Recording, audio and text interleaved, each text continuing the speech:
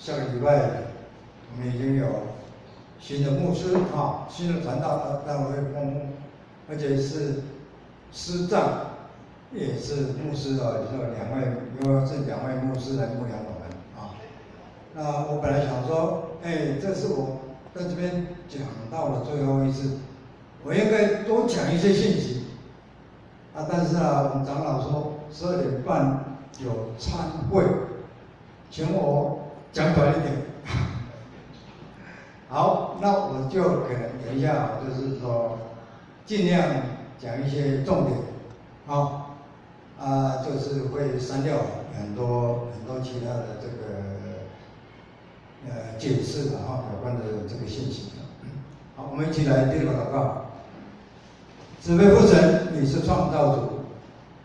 感谢你差遣耶稣基督来救赎我们，感谢你差遣圣灵成为保惠师，在我们里面成为我们侍奉的力量，让我们成为一个有力量的属灵的基督徒，来侍奉你，荣耀你的名。感谢你，今天我们今天的敬拜成为馨香的祭，蒙主名悦纳，祷告奉耶稣基督的名，阿们。好，今天我所要这个跟大家思考的信息是很重要的信息，就是说关乎我们作为一个属基督徒要属灵的灵命的成为一个灵命的基督徒，还有教会的复兴跟我们教会的复兴也有相当大的关系，很重要的关系，就是圣灵在教会生活中的气力，圣灵在教会生活中的力量，或者说能量，或者说潜能主耶稣升天以后，创造主上帝他差遣耶稣基督，然后为我们舍命定了十字架，死了复活升天，然后升天以后他差遣圣灵做我们保惠师，所以我们所相信的上帝是圣父圣子圣灵3位一体的上帝。那往往我们对圣经很了解圣经我们有好几本圣经，英文的中文的，还有汉语汉字，甚至有些人可能有日文的圣经各样的圣经2000多种翻译本，我们很熟悉。那教会我们也知道很多教会但是呢，圣灵我们往往忽略因为圣灵好像气，圣灵好像风圣灵就是一个看不见的人，所以往往被我们忽略其实耶稣基督圣灵有差遣圣灵在我们的当中所以人的身体要呼吸，这个空间有空气，那你有呼吸才有气力，才有活力那中医师说气旺体旺这边帮你体旺好不好？好不好？赞。那你气息表示说你没力量，那个病人真的在教病人病人都气息，真的你叫中医师去按气息，他真的没有力量，就是在那个死亡的关头但是很多时候就能够再一次来得胜，再一次健康起来但是有些时候就没有办法，就蒙主恩召所以我们需要被圣灵充满那怎么样才可以得到圣灵充满？只有圣经告诉我们，等候圣灵的人必得着圣灵的充满，得到圣灵的更新，得到圣灵的气力如果没有圣灵，我们的灵命就没有力量。有时候我们有发现说，我们侍奉没有力量，越侍奉好像重担越大，因为没有圣灵在我们里面，所以你的恩赐虽然保罗说了，你虽然做了很多了，你奉献你的身体给火焚烧了，把你的财产都卖了来救济这些穷人，没有用，没有益处。如果没有爱，没有圣灵的力量在你里面，你的恩赐就会很空洞。但是我们有时候觉得越侍奉越感觉，那这表示说有圣灵的气力，有圣灵能力在我们的里面，所以我们要侍奉，我们唱歌，唱歌，我们如果有祈求圣灵的充满在里面，你唱出了歌，你会发现你所唱的歌是平常你所唱不出来的，非常特别。而且你会发现你的侍奉真的有大大的改变，充满了能力。所以如果我们感觉我们的侍奉没有能力，那我们要记得主耶稣他升天以前所交代我们的这个使徒行传第1章第8节，圣灵降临在你们的身上，你们就要得到能力，在耶路撒冷、犹太、撒玛利亚，直到天边海角，为我做见证。所以主耶稣叫他的学生，你要去普天下传福音，他们就在圣灵的大能去。好，主耶稣说要差遣圣灵，所以耶稣升天以后，有一些人就聚集到一个楼上，他们常常聚集的地方，这个有手1章13节，他们都上来那个楼上，里面有耶稣的母亲，有妇女，还有耶稣的门徒，那么继续同心合意，迫切祷告，继续表示说，以前常对不对？那等候圣灵。使徒行传1章15节说，几天以后，表示不是说祷告一次就圣灵充满了，就几天以后，差不多有120个人，他们聚集同心等候圣灵的降临。那么，忽然有声音从天上来，好像刮大风，充满在整个这个屋子。那么圣灵真的像火蛇，就降在每一个人的身，他们都受圣灵的充满，他们受圣灵的充满。那今天我们要接受圣灵的充满。那圣灵我们常常有时候我们到这个地方教会，或者说我们到其他的教会去参加特会的时候，有时候那个牧师会说，你们有没有受圣灵充满？圣灵充满的现象是什么？好，第一个现象，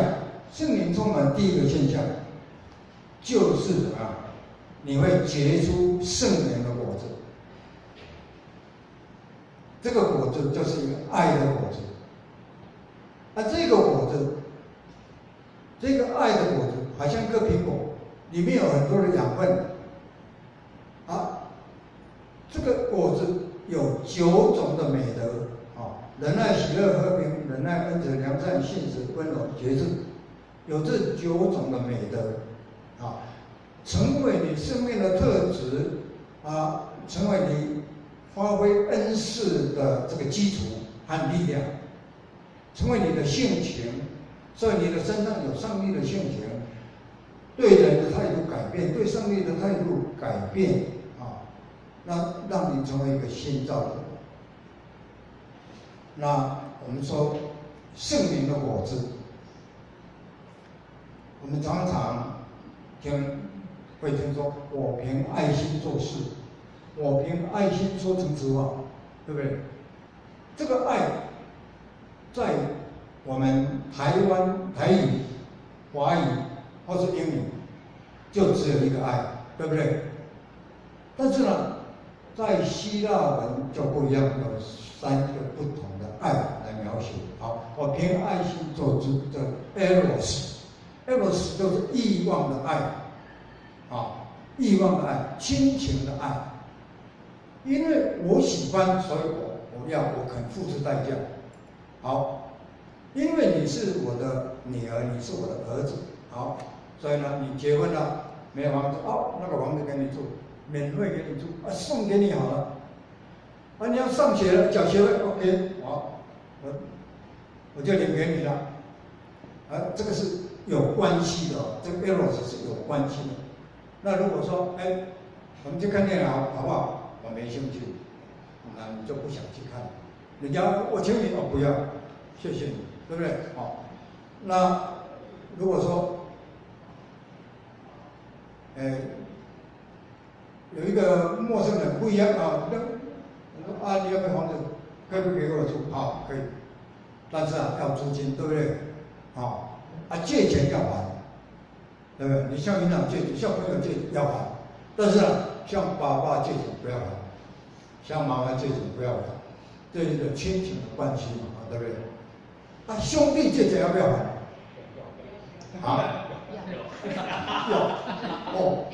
啊，那个条件都不太一样了，对不对？条件就不太一样，对不对？好，所以说这个 eros 爱，这个我们知道这个层次啊，还有另外一个 phileo 就是朋友的爱，友谊的爱，朋友，人我们兴趣一样，对不对？讲话又投机，我们都喜欢打篮球，对，那我们都喜欢打网球，对，好，那我们就可以玩在一起，常常聚在一起。好，我们可以一起来玩桌游，哎，大家很快乐，对不对？哎，这个友谊的爱哦，但是呢，这个关系如果消灭了，啊，朋友就变低了。啊，有一天如果你朋友给你借了10万块，借了20万块，没还了，下次了不借他了。甚至于不理他，甚至于告他嘛，对不对？他本来很好的朋友，兄弟也一样，分财产，你怎么比较多？我们比较少，因为我照顾比较多，怎么回事？每个人都一样，对不对？好，这个大家打官司了，这个就是说 ，eros 跟 phileo 这个爱的层次都非常的有限。好，希腊人这个爱第三个是阿嘎贝，阿嘎贝就是基督的爱。基督我们都不认识他，他为我们的罪来钉死在十字架上，他是上帝，他成为人来降世，为我们舍命。我们也不认识他，但是他爱我们。我们背叛他，我们甚至于不理他，背向他，但是他永远爱我们。甚至于上帝来找我们，我们不想找他，但是他来找我们。我们不想认识他，他来认识我们。好，这个eros 爱就是圣灵的果子，就是仁爱、喜乐、和平、忍耐、恩慈、良善、信实、温柔、节制，就是这个爱 eros。好，所以我们说，我们基督徒说，我凭爱心做事，就是阿嘎贝哦。这颗苹果是阿嘎贝，是一个牺牲的爱、完全的爱，啊，无条件的爱哦。好，这个保罗也描述了这个阿嘎贝是什么呢？在哥林多前书13章第4节到第8节，他说：“爱是坚忍的、仁慈的，有爱就不嫉妒，不自夸，不骄傲，不做鲁莽的事，不自私，不轻易发怒，不记住别人的过错，不喜欢不义，只喜欢真理。爱是能凡事包容，凡事相信，凡事盼望，凡事忍耐。爱是永恒的，永远不改变。主耶稣爱我们，他永远不改变。这一点是我们要学习的。我们基督徒，我们爱弟兄姊妹，永远不改变。虽然这个弟兄姊妹或是有时候背叛我们，有时候他受了这个社会魔鬼的引诱，但是呢，我们还是要本着耶稣基督的爱去关心他，去爱他。这是圣灵充满的第一个现象，必须要有具备。圣灵充满第二个现象是什么？第二个现象说，你有了这个阿拉比的爱，有了这个圣灵的果子在你的身上，圣灵的气力在你的里面呢，那这个圣灵的能力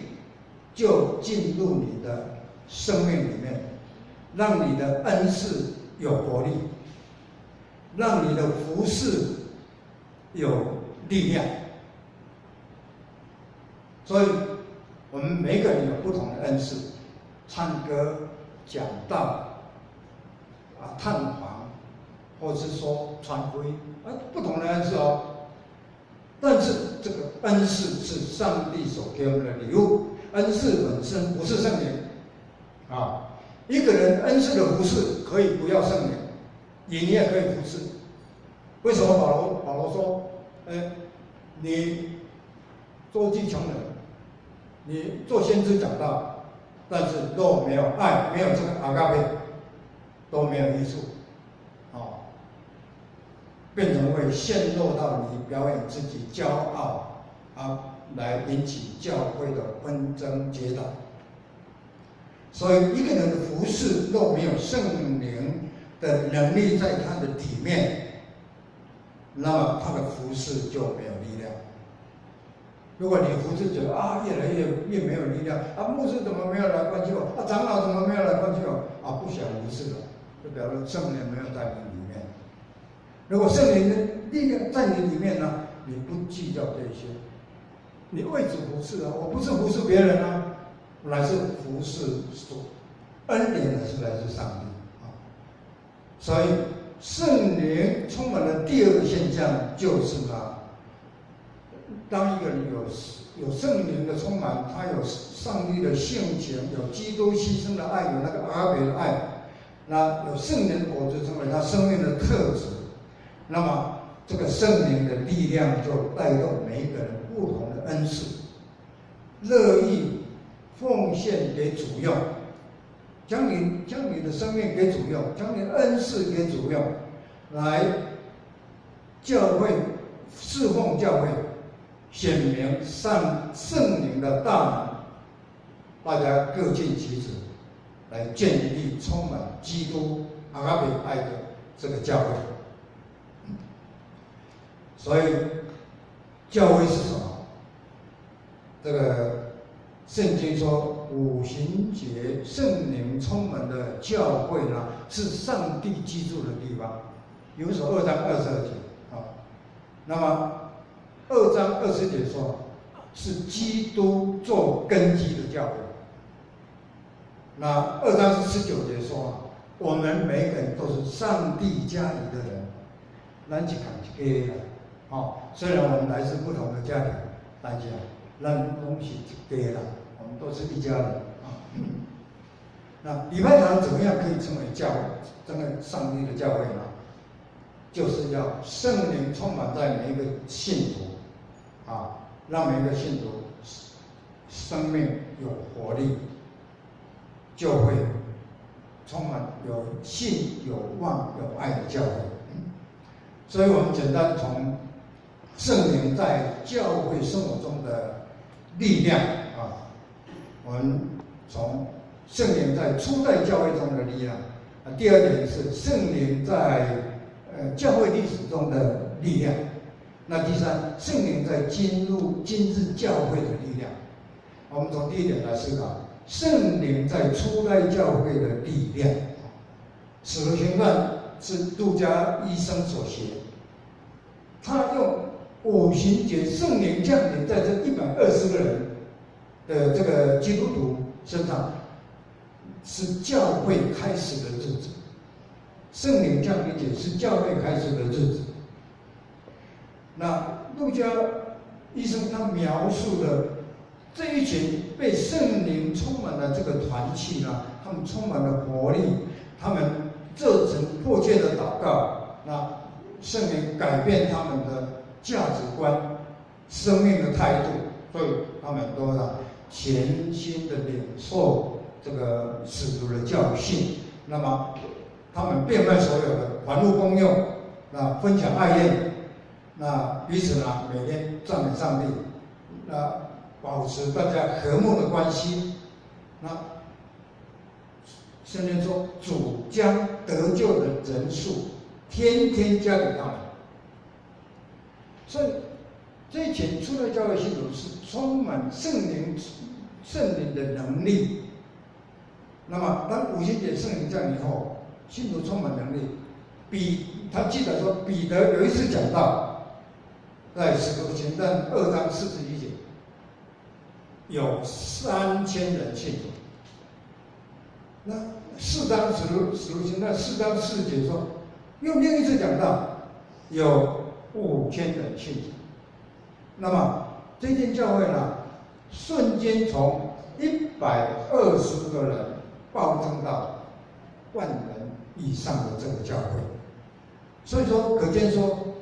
教会的兴旺必须要有圣灵的充满在他们的里面。这些信徒都完全的改变。他们本来很害怕，耶稣被抓了，耶稣被定了，他们恐惧不安。但是呢，圣灵更新他们的生命，让他们刚强壮胆，来为主传扬福音。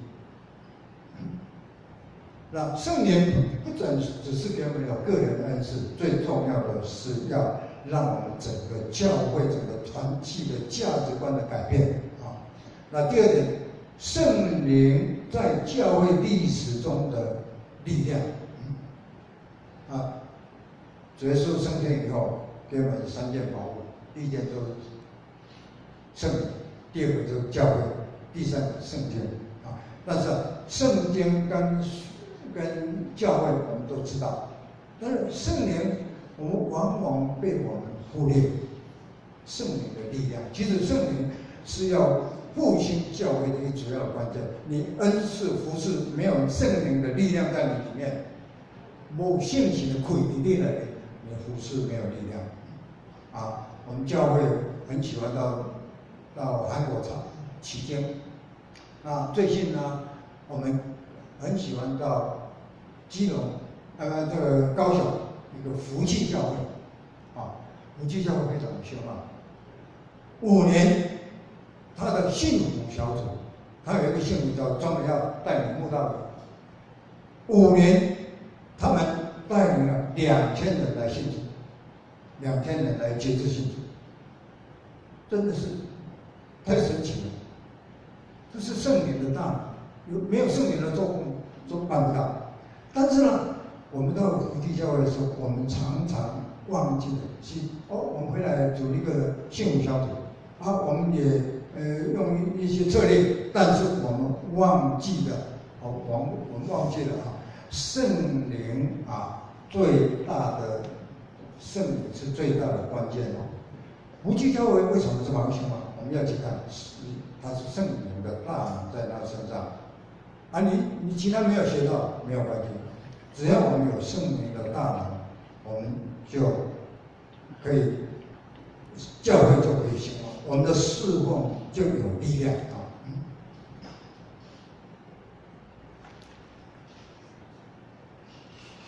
他们说礼拜要结束没关系那个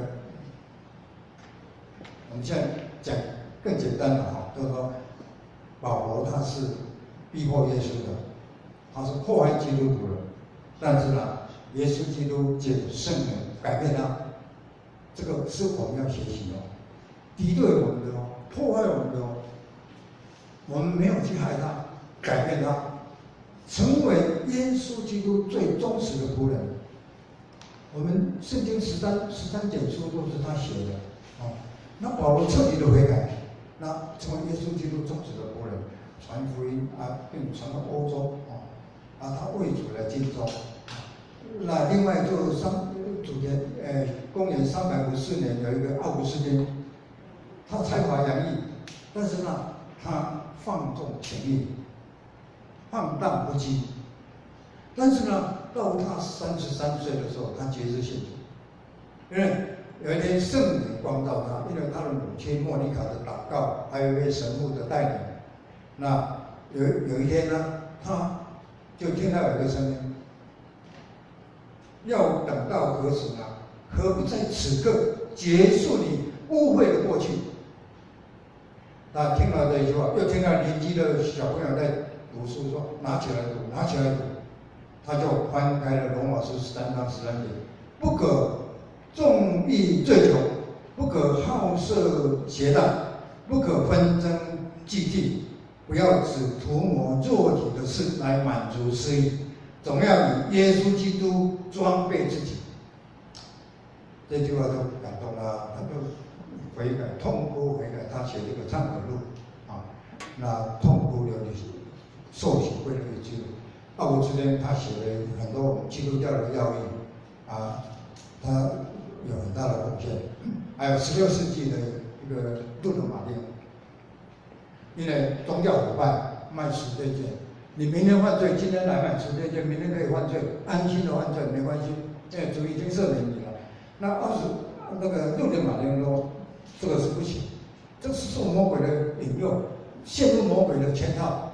那他就起来改革。那10月31日是宗教改革500周年的纪念日。那这都是圣灵的大，如果没有圣灵的大，就没有教会的这个复兴那撒迦利亚第4章第6节说，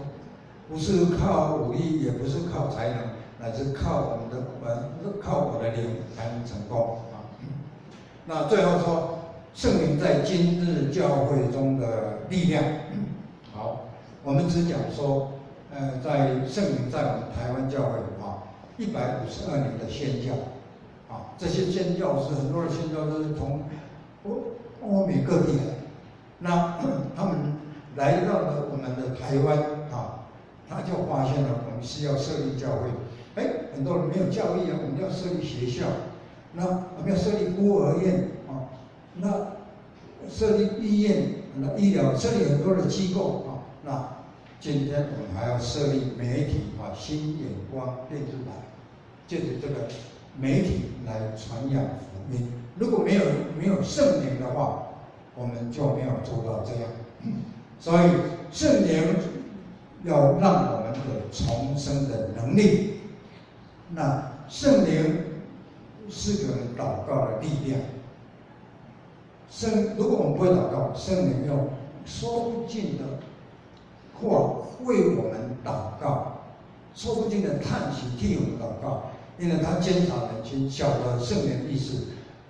让我们能够遵照上帝的旨意来行。所以犹大书20节说，我们要靠着圣灵的力量祷告那圣灵也有差派的能力让我们依靠圣灵，那自然我们就知道我们在这个教会我们应该做什么。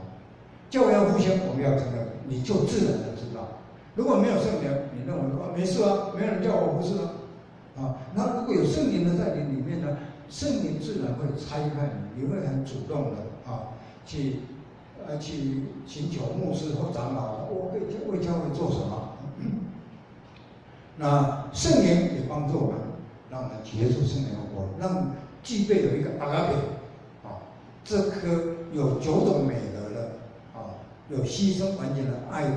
成为我们生命的特质。这个生命其实就是上帝的性情。